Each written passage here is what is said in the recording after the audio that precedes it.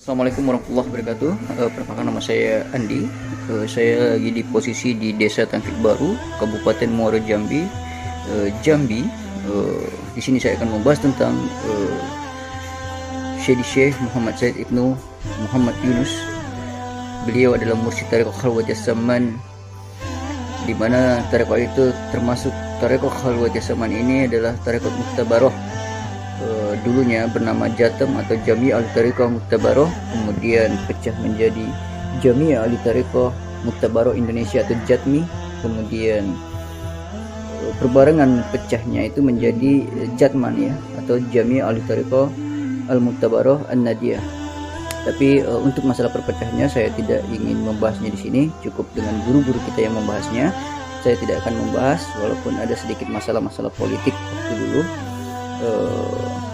Satunya pecahnya karena ada pemilihan ya di partai politik, dan satu memilih yang berwarna kuning dan satu yang berlambang Ka'bah gitu ya. Kalau usah kita bahas, itu cukup guru-guru kita membahas. Saya hanya di sini hanya membahas silsilah Tariqah Khalwat Zaman yang dimana mutawatir sampai kepada Rasulullah, disebut muktabarah karena mutawatir atau tidak diragukan sanad keilmuan atau sanad tariqah itu dari sampai kepada Rasulullah dan mutawatir.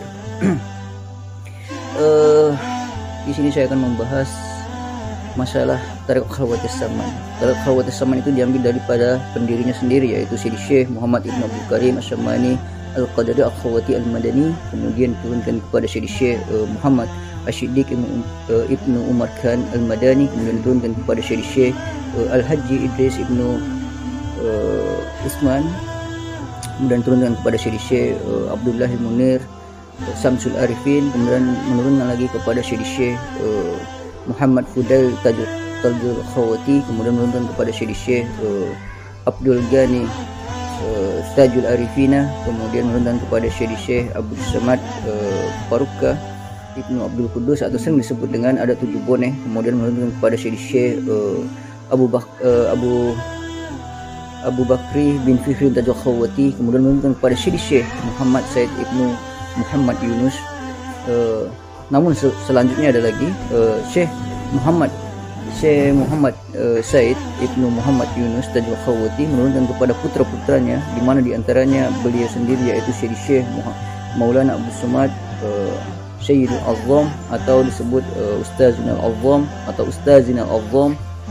Kemudian kepada putra kedua yaitu Syekh Abu Bakr Shadiqul Adal, kemudian yang ketiga Syekh Maulana Abdul Kabir Sahibul Kutubis Salasa, kemudian yang keempat yaitu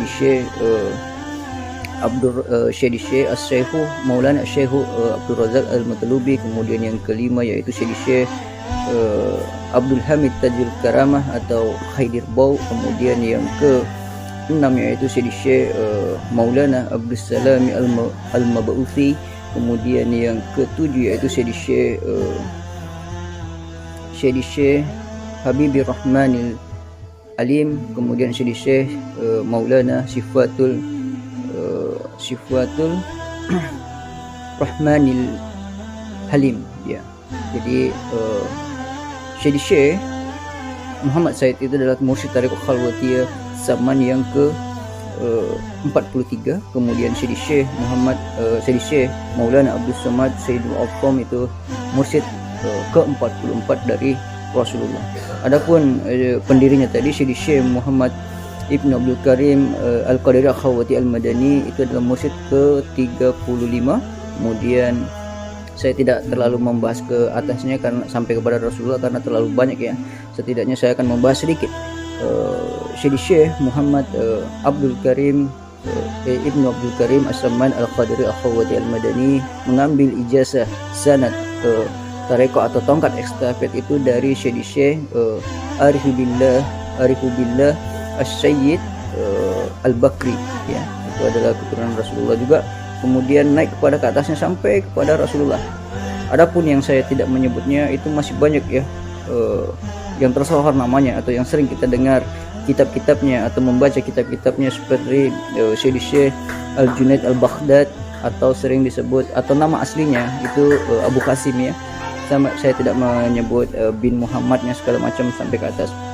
Kemudian ada lagi yang sering kita dengar, itu adalah Syedi Syekh Al-Junaid Al-Baghdad. Itu kalau saya tidak salah itu adalah mursyid ke-8 kami dari Rasulullah, kemudian mengambil dari pamannya sendiri kalau tidak salah, Syedi Syekh Asy-Syirri Asy-Syaqati ya, Asy-Syaqati, kemudian mengambil kepada yang sering lagi kita mendengar atau membaca riwayat atau manakib beliau, itu adalah Syedi Syekh Al-Karaki ya, atau sering disebut kita membaca kitab-kitabnya, yaitu seperti apa namanya ya, termasuk beliau lah yang penyebar ke seluruh dunia tarekoh bersumber pada beliau.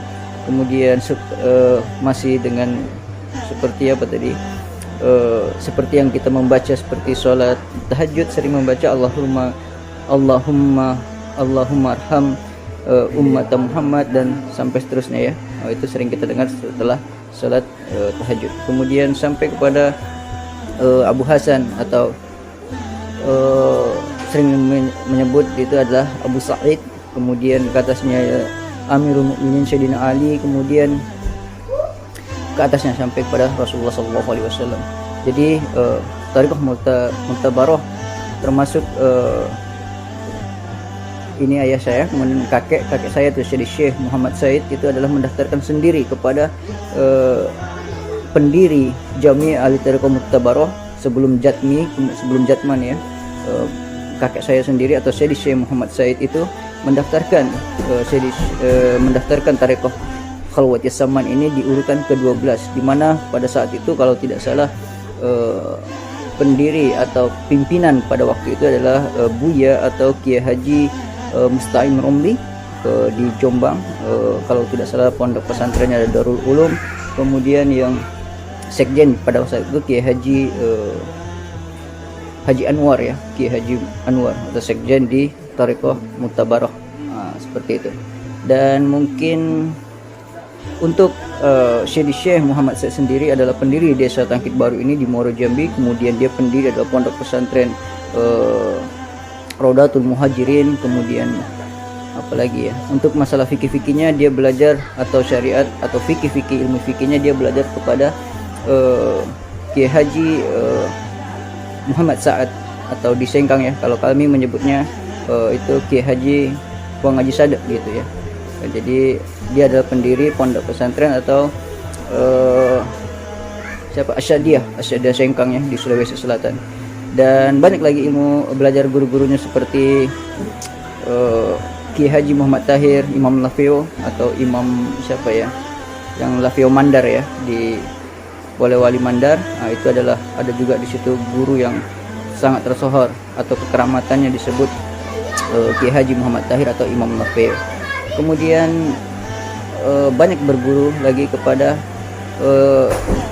fikih-fikih yang lain, tapi saya tidak membahas tentang masalah sejarah-sejarahnya, hanya saja singkat saja untuk membahas tentang tarekoh-tarekoh sanad keilmuan Syekh Muhammad Said. Kemudian apalagi hijrahnya dari Sulawesi ke Sumatera yaitu pada tahun 1963, kemudian mampir ke Palembang, kemudian mampir ke Sungai Cambang, kemudian mampir kepada